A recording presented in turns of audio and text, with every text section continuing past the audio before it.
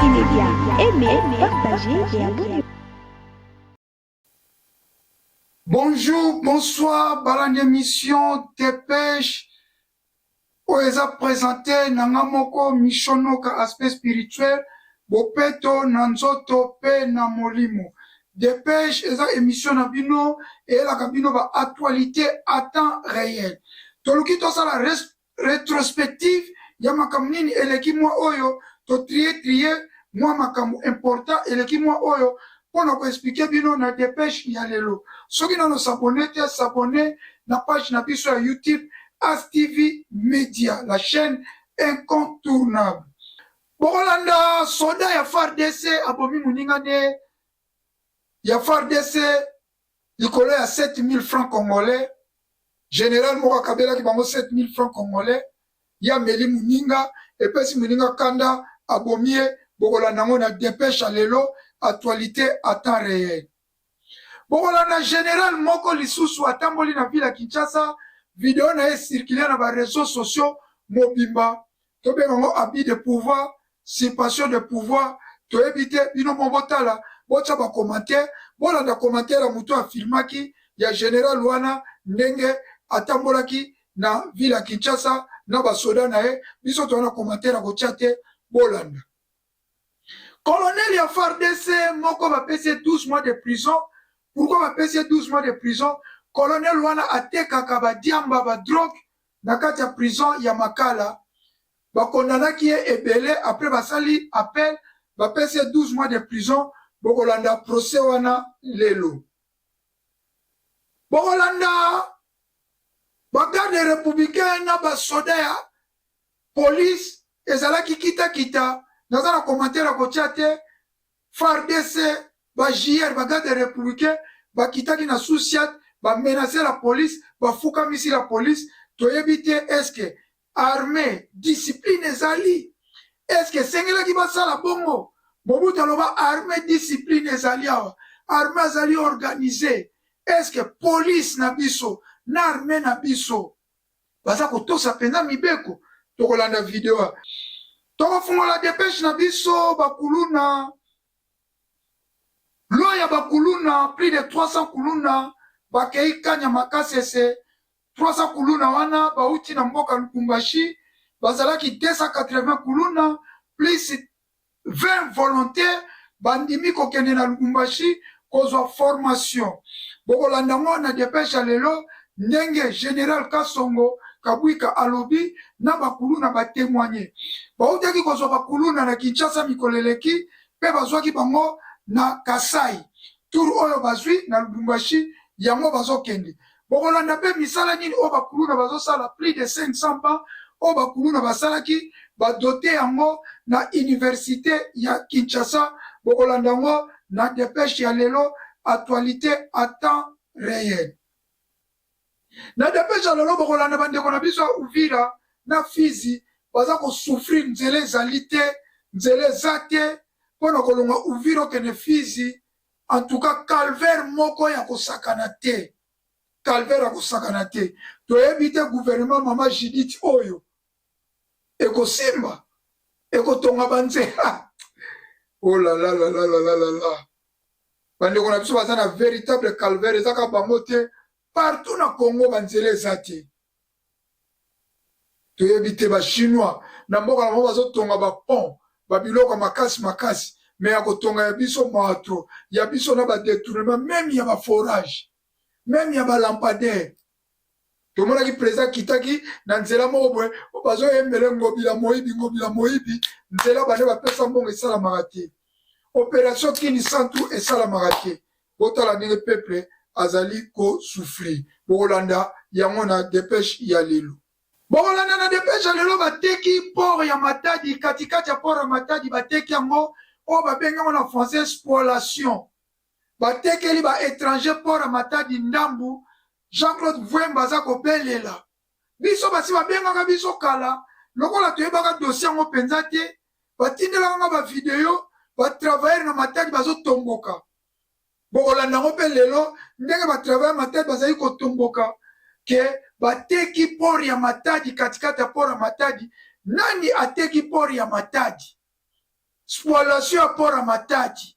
Jean-Claude Pwemba abeleli ndenge balobaka omoni moyibi belela omoni ndoki belela abeleli bakonzi botala likambo président Félix botala likambo oyo toyebi ke ata babeleli 400 millions ekei bonga sanju ekenda mais toza batu tokolemba kobelela te na dépêche lelo tokolobela procès Malanga procès Christian Malanga ya coup d'état raté bomoni yango partout procès esalami il fallait bazala 53 présumés bazalaki 51 mibale bakufi Malanga na muninga na ye moko procès esalamaki me likambo kokamwa na procès wana ete interprète anglais aza koyeba te militaire en tout cas ezali soni mpona mboka na biso comment un auditorat militaire to armée ya FARDC baza na ba interprète anglais te normalement FARDC il faut azala ba interprète na ye ya anglais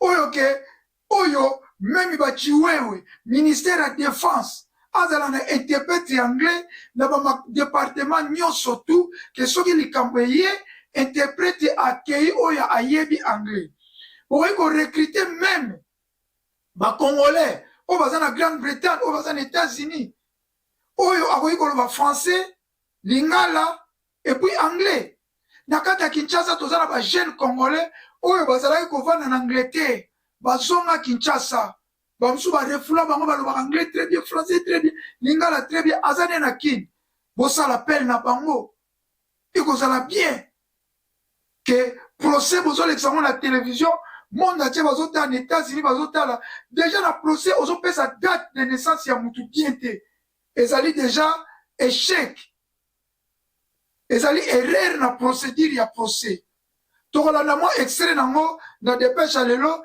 oyo tozwi na bandeko na biso video na actualité cd tokolanda mpe ndeko wondo oyo bakangaki balobi ye mutu azalaki kokolabore na Christian Malanga me ndeko wana azalaki ti jusqu'à bakanga ye azalaki conseiller spécial en matière ya sécurité ya AG ya ANER donc administrateur général ya ANER numéro 1 muto bakangi oyo azoloba oyo azalaki conseiller na ye jusqu'à arrestation ne bokolanda yango na dépêche ya lelo pour la première fois président Félix gouvernement na ye ezwi quand même décision moko oyo biso tosalue yango parce que tobanda koloba likambo banda kala bazalaka koyoka biso te EAC ezali ya ba East African Afrique de l'Est président Félix akenda kokota na kati ya groupe EAC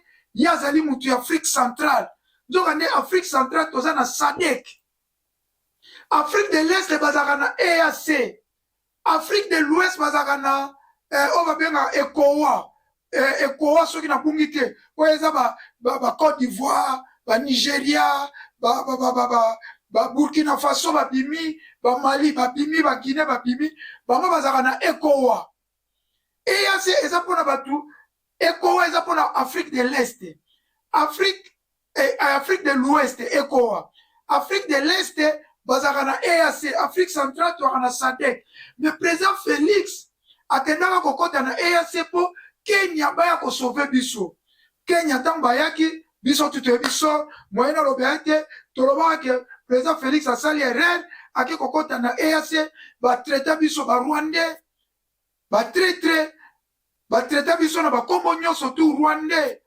mutu akagame boye na boye lelo oyo bopesi biso raison président Félix baboykote 23e sommet ya EAC parce que toza déjà bamembre po président Félix asignaka tozala bamembre ya EAC sommet esalamaki 23e sommet na bango gouvernement na biso président Félix baboykote sommet wana babimi parce que balobi ke Kenya aza kosoutenir Rwanda yango bango moyen bazala na sommet wana eza te biso tolobaka ngo tosala bemission même na président kito tolobake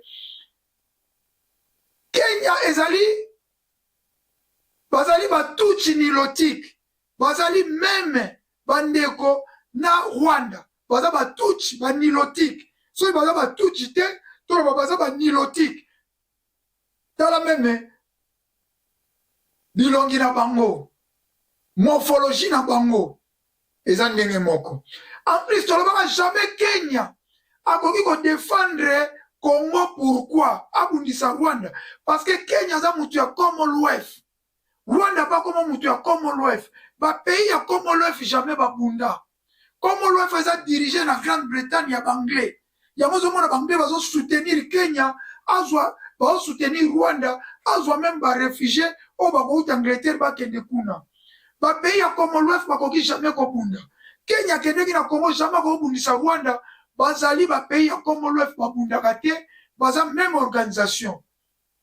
Kenya, morphologie na bango baza ba nilotique, baza ba tuchi, jamais ko bundisa. Lelo, bato ba finga ki biso tant tolobaka ngo, président Félix Asalere, président Félix Asalere, alors bato ba finga ki biso ko chata ba commenter, o ba finga biso ba Rwandais, o ba finga ka chaîne As TV Media ba Rwandais.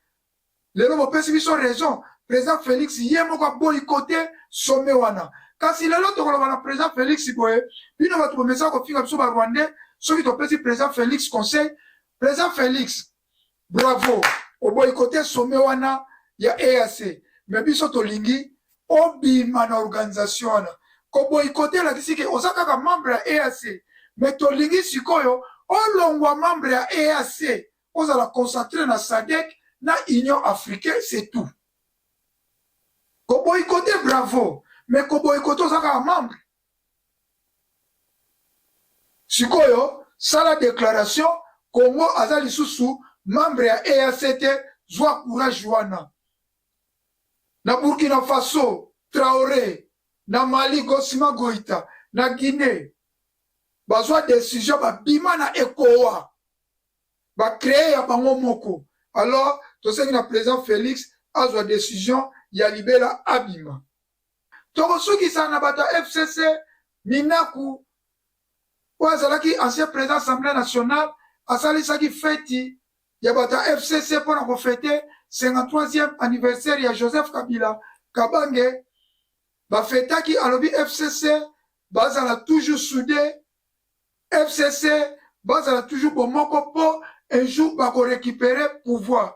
Bokolanda ngo awa bokolanda pe mama Olive Lembe ye pasala ki déclaration que président Kabila za pacificateur mutu malamu oyo a pacifier mboka samakila a pesa pouvoir bokolande nazala ba commentaire mingi ya kotia te tolanda ba video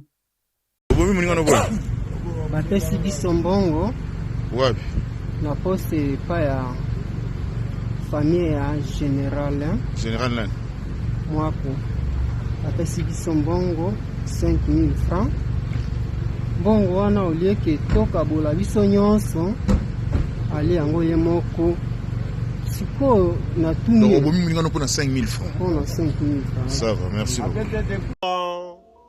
Grand prêtre, vu les dispositifs militaires à sa disponibilité, sûrement ça a haut placé, haut gradé, un modèle ou bordel. Naïbité, puis nous m'avons bouché. Vous remarquez quelque chose, non? Ça vous intrigue, non? Donc, de l'autre côté, il est 5 h du matin. À quel sens interdit, ne craignant ni sa sécurité, ni la sécurité de ses agents. Mais lui, là, il est de l'autre côté. Zela teza polele yazala pouvoir. Il faut azala kuna, azala modèle. On ne va pas voter. On ne va pas prêtre. On ne va pas magalibozo la bango. On ne va pas bébé la biso. On ne va diriger la biso. On ne va pas balou. Eh, Congo. C'est pas vidéo boyo. Quand ça va me comme sous même. Même Nietzsche mon mani tout ça. Eh, mais non.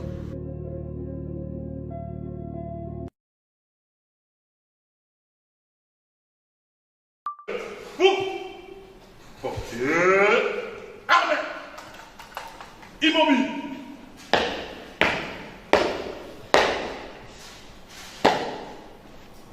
Monsieur le Président de la haute cour militaire, mon général, la police d'audience est rangée pour vous rendre les honneurs et vous présenter le prévenu qui comparaissent à l'audience de ce jour.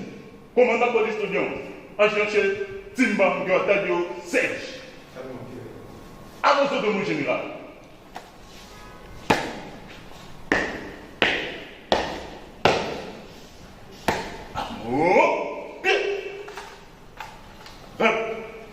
lieutenant-colonel Kasongo Kabangu X, chef d'antenne de renseignement militaire à la prison centrale de Makala, vient à la haute cour militaire solliciter l'infirmation de l'arrêt rendu par la cour militaire dans l'affaire qui l'opposait à l'auditeur général près la cour militaire. Le prévenu était poursuivi pour violation de consignes, des faits qui remontent à l'année 2023.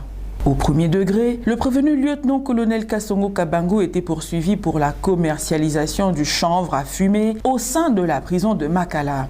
La cour militaire avait condamné le prévenu à 10 ans de servitude pénale principale. Les avocats de la partie prévenue auraient interjeté appel à la haute cour militaire au motif qu'il y aurait insuffisance de motivation dans l'œuvre du premier juge. Ils soutiennent que le premier juge aurait également refusé d'accorder à leur client les circonstances atténuantes. À l'audience du jour, la haute cour militaire se prononce et estime recevable et partiellement fondé l'appel de la partie prévenue, disqualifie les faits de commercialisation de chanvre à fumer, condamne le prévenu Kasongo Kabangu X à 12 mois de servitude pénale principale sans administration de circonstances atténuantes, au paiement de 200 000 francs congolais à titre d'amende et aux frais d'instance. Vous présentez la République démocratique du Congo, vu le code judiciaire militaire en ses dispositions pertinentes, vu le code pénal ordinaire, vu l'ordonnance. C'est avec une grande déception que nous apprenons qu'il y a une équipe qui doit aller à Matadi pour aller séquestrer une partie du port de Matadi. Nous,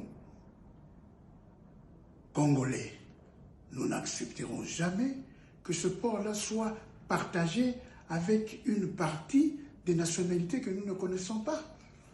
Pourquoi le régime de M. Félix Tshisekedi veut toujours jouer au bas-fond? Le Congo, ce n'est pas une 3e division, une 4e. Le Congo, c'est au-dessus. Et que maintenant, tous les Matadiens, tous les agents de l'ONATRA, cadres et consorts, ne cessent de m'appeler pour que je mette en garde M. Félix Tshisekedi et son gouvernement. Nous disons tout simplement ceci.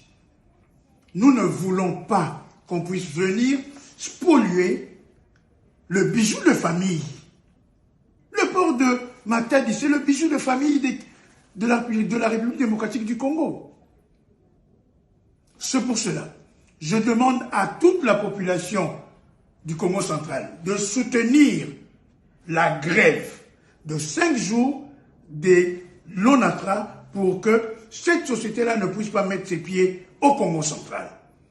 Parce que nous sommes fatigués par rapport à tous ces gens qui veulent prendre des commissions exorbitantes par rapport à cette affaire que nous avons refusée il y a 2 ans. De cet état de fait, je suis en train de dire bana nyonso oyo bazana Congo central bolanda makambu batuya onatira bakoloba makambu misala esalama banguna wana baya koyiba mbongo na biso ezala te mokela kutubila na beno bapanya mundu ku Congo central beno pasu kena kuvana ku Congo central beno soutenir grève ya ONATRA.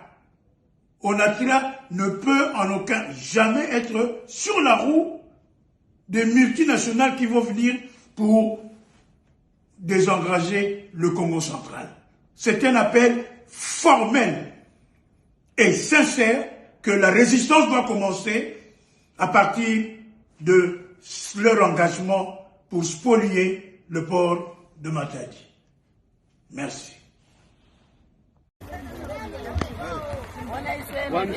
Mutuka tumalize viatu. Mutuka.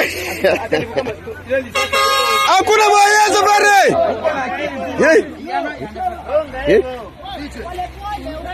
Amada matela sofrele ukawalie.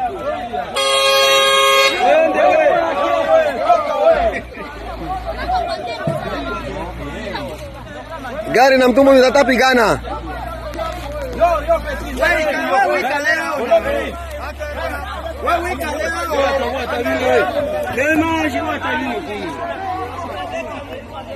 Ona Congo, ona Congo. Eh?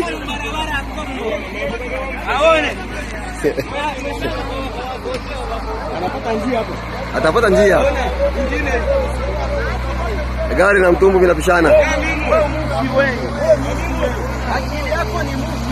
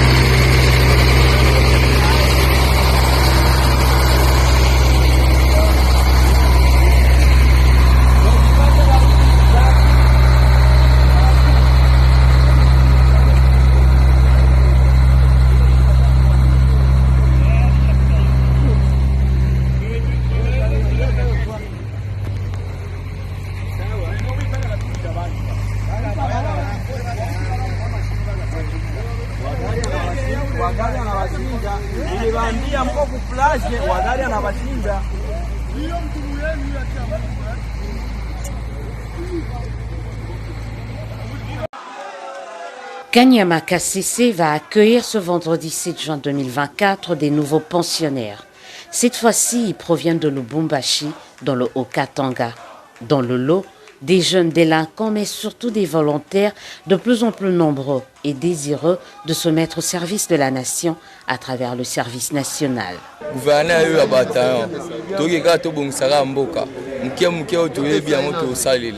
Biso ba jeune tolingi tokende tobongisa mboka totonga tobongisa banzela banini nyonso kosengela kosala tosala. Encadrer, instruire, rééduquer, réinsérer à travers l'apprentissage d'un métier un grand nombre des jeunes Congolais, telles sont les missions confiées au service national.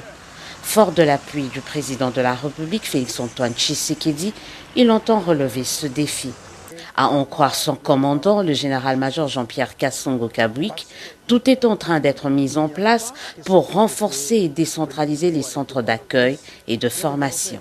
Nous sommes en train de préparer ailleurs qu'à Kanyama KCC d'autres centres qui vont pouvoir accueillir les jeunes. Il y a 4 ans, on n'était même pas en mesure d'encadrer un bataillon. Aujourd'hui, ce sont des brigades que nous sommes en train d'encadrer avec la ferme volonté politique du président de la République, chef de l'État. Vous le voyez vous-même, je ne doute pas que d'ici peu, nous aurons la capacité d'encadrer peut-être 50 000 jeunes à la fois. Ce n'est pas impossible. À noter qu'à Kanyama KCC, cette nouvelle vague venue de Haut-Katanga va se joindre à celle de Kinshasa et du Kasaï oriental. Un brassage visant la consolidation de l'unité et de la cohésion nationale. Une autre mission assignée à ce service, rattachée à la présidence de la République. Fini la bousculade, la chamaillerie autour des places dans les auditoires de l'université de Kinshasa. Ce vendredi 31 mai 2024, le service national conduit par le général-major Jean-Pierre Kasongo-Kabwik a remis au nom du président de la République un premier lot de 500 bancs sur les 2000 prévus pour la première université du pays. L'université de Kinshasa recevra un total de 2000 bancs, soit 10 000 places, dont 500 bancs sont remis aujourd'hui. Les autres lots suivront progressivement chaque semaine. Des bancs fabriqués par des bâtisseurs, des colonnadières, un pari osé et qui s'avère gagnant du président de la République, rappelé ici par le commandant du service national. Il vous souviendra que lorsqu'en 2020, le chef de l'État, Félix-Antoine Tshisekedi, avait décidé de confier ces bandits urbains au service national en vue de leur encadrement, personne n'y croyait. Ils sont là, bien vivants et transformés. Ils ont été formés au métier et sont utilisés par le service national dans ces chantiers et ateliers. Au nom de l'UNIKIN et au-delà de remerciements, le recteur a plaidé pour un partenariat service national, Université de Kinshasa. Distribuer des bancs, c'est assurer des conditions d'apprentissage optimales à la jeunesse congolaise. Chaque fois qu'on se mettra dessus, on se dira, l'homme est totalement transformable. Voilà la raison de cette joie et du partenariat que nous vous annonçons. L'Université de Kinshasa scelle, signe, actualise avec le service national pour une transmission des expertises dans les deux sens. Déterminé à jouer pleinement son rôle, celui d'être au service de la nation, le service national qui s'est doté de 2 ateliers, dont un à Kinshasa, dans la commune de Lansele, s'attelle depuis quelques jours à doter les écoles et universités de la capitale en bancs. Fort de sa main-d'œuvre de plus en plus qualifiée, le service national compte étendre cette opération en province dans les tout prochains jours. À toutes et à tous, bienvenue sur les plateformes numériques des actualités.cd. La quotidienne de l'info, c'est maintenant. Au menu, début du procès des présumés auteurs du coup d'État manqué à Kinshasa. Le procès s'est ouvert ce vendredi 7 juin 2024 devant la cour militaire des garnisons de Kinshasa-Gombe. L'audience en foraine se tient à la prison militaire de Ndolo. À part Christian Malanga, qui était à la tête d'affiche du groupe, et Aboubakar, qui ont été tués le jour de l'attaque, tous les 51 autres prévenus sont présents, rangés sous une tente érigée à l'esplanade de la prison militaire d'Ndolo. Les ministères publics ainsi que les tribunaux ont constaté les décès de 2 prévenus, à savoir Christian Malanga et Aboubakar. Leurs certificats de décès ont été déposés séance tenante. L'organe de la loi a alors demandé l'extinction de l'action publique à leurs égards, c'est-à-dire la fin de la procédure pénale engagée contre ces prévenus. C'est chose faite. Parmi les prévenus, il y a 4 femmes. On note également la présence de 3 Américains et un Canadien. L'analyste belgo-congolais des questions sécuritaires et militaires, Jean-Jacques Wondo, comparait également. Il est à noter que l'audience de ce jour est consacrée à l'identification des prévenus. Dans l'ensemble, les prévenus sont poursuivis pour terrorisme, détention illégale d'armes de guerre, tentative d'assassinat, association des malfaiteurs, meurtre, financement du terrorisme, d'attentats et de meurtres. Des infractions punissables jusqu'à la peine de mort, laquelle pourrait être exécutée en vertu de la levée du moratoire intervenu le 13 mars 2024. Dossier à... Le président honoraire de la République démocratique du Congo, Amen. les sénateurs à vie, Amen. le père de la démocratie congolaise. Amen. Amen.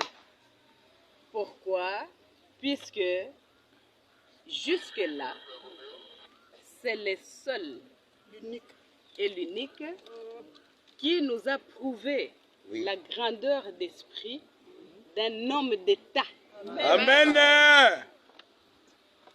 Et qui, nous savons, va exister des siècles et des siècles dans l'histoire de la République démocratique du Congo. Comme David a existé en Israël comme étant le père de cette nation. Et pour nous, Joseph Kabila Kabange est le père de la démocratie parce que c'est lui qui a permis que nous puissions savourer cette passation pacifique de pouvoir grâce à l'alternance pacifique qui s'est produite en 2019, précisément le 24 janvier. Pour cette journée d'aujourd'hui, je me permets, en tant qu'une de ces côtes,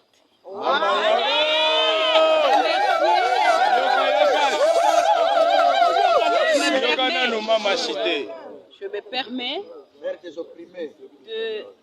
remercier tous ceux qui lui ont souhaité bon anniversaire et tous ceux qui lui ont envoyé des vœux les meilleurs à cette occasion spéciale de leur naissance à tous les deux. Amen. En ce mardi 4 juin 2024, sur sa propre initiative, l'honorable Obé Minako, président de l'espace Grand Bandundu, a échangé à bâton rompu avec certains anciens élus, le représentant des journalistes, de la diaspora et de la société civile de cet espace Léopoldville sur les questions politico-sociales de l'heure. Je commence par remercier d'abord mes collègues députés nationaux du Grand Bandundu et de la province du Congo central. En gros, l'ex-Léopoldville, resté fidèle aux idéaux du FCC, au projet de société du FCC porté par Joseph Kabila Kabange. Nous sommes restés fidèles parce que nous croyons que c'est à travers une opposition démocratique, républicaine, c'est par le biais de la résistance telle que définie par notre leader que nous allons continuer à faire évoluer le pays et à diriger le pays par la voie démocratique. Coïncident avec l'anniversaire de Joseph Kabila Kabange, ces loyaux à la politique de cet ancien président de la République démocratique du Congo l'ont honoré de la plus belle manière. Joyeux anniversaire, joyeux anniversaire, joyeux anniversaire, Lubutuku ya mote, Lubutuku ya mote, Lubutuku ya mote, kaka, Lubutuku ya mote. Ensemble avec cette dynamique restée fidèle au FCC, ils ont résolu de continuer à œuvrer politiquement comme démocrates et républicains derrière les raïs Joseph Kabila Kabange dans la discipline et la loyauté la plus absolue. Signalons enfin que l'honorable Marie-Louise Kasseni, cette kabiliste à fond, a aussi pris part à cette rencontre par vidéoconférence. Pour l'anniversaire de notre boss, de notre raïs, j'aurais tellement voulu partager ce moment avec vous. Malheureusement, la santé m'a trahi, mais je sais que ce n'est que partie remise. En tout cas, bon anniversaire et bonne fête à vous qui est en train de fêter.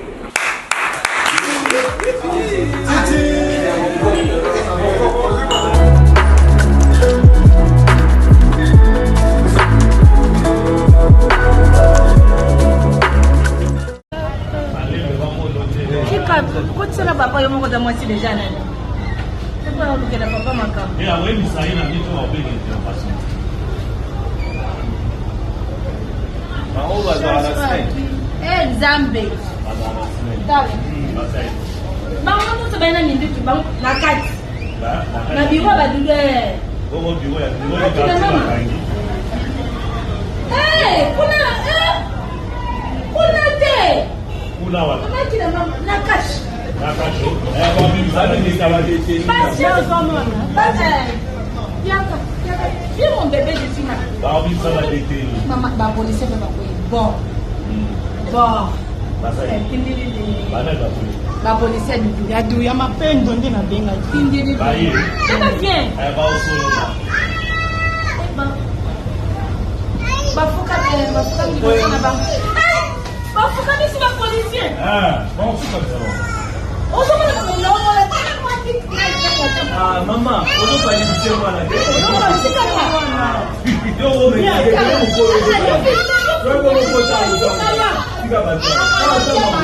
Paniquer déjà. D'abord. Comme si le policier ne se voyait. Papa, tu es maman. Pourquoi ils sont là? Pourquoi ils sont là, mon policier?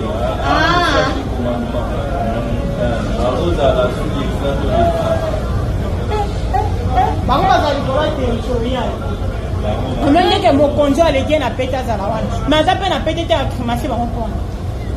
Bango la présidence, c'est l'institution, il y a la présidence. Ah, bah, fou comme moi. On est la présidence. Bon. Ça, c'est bien rappelé. Oui, t'es.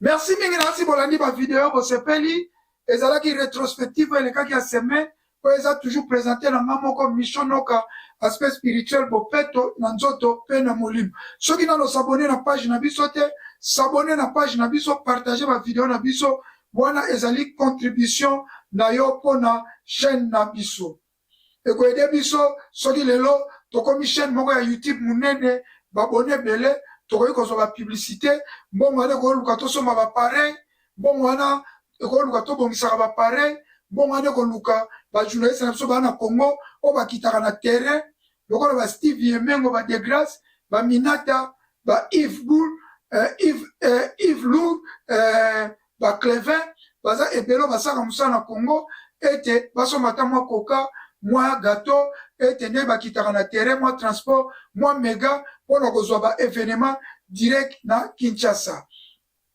mpona lelo tosuki ya nasukisa toujours na losambo nzambe tata sunga Congo nzambe tata kamba Congo okelaki Congo na bomengo nyonso lokola elanga ya Edena yo mpe moto aza na problème ya santé je déclare la guérison au nom de Jésus-Christ yo moto aza na n'importe quel problème ozoluka solution na moment je déclare la solution au nom de Jésus-Christ tika ete nzambe azwa lokumu tozongisi lokumu omboka ye po ye nde abongi na lokumu mpe masanzoli nde tokutani na badepeshe ya mbala ya nsima mpo na lelo babaye Congo Congo Baseleki Congo Congo Baseleki Peuple azali kolela Baseleki Likola ba politicien ya moyibi Baseleki Likola ba politicien ya kanyaka Baseleki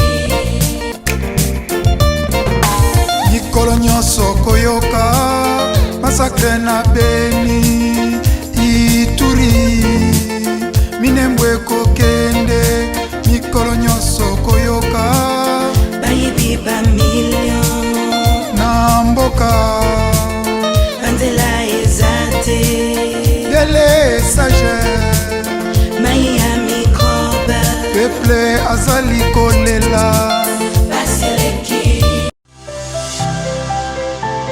Active Media, aimez, partagez et abonnez-vous.